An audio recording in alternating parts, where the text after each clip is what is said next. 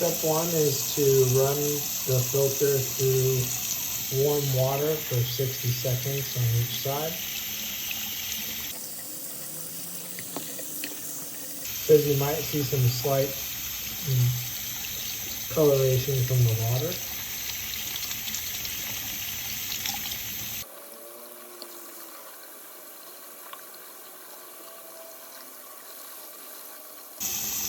And you want to reverse it and do the other side.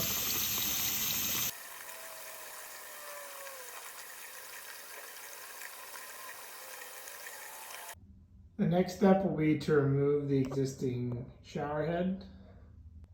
Once you remove the shower head, you'll want to clean off any remaining plumber's tape or any other debris you had on there. You want to put on new tape. Next, you'll place one of the screened washers into the top of the filter. Next, you'll apply new plumber's tape as you see I've done here. You'll place another screened washer on the top of your shower head.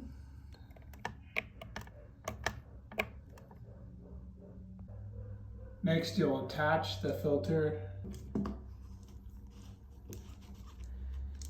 and tighten by hand.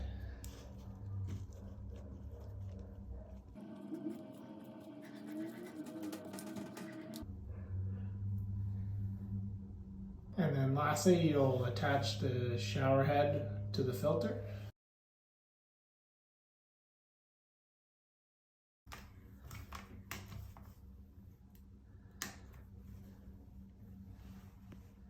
As such.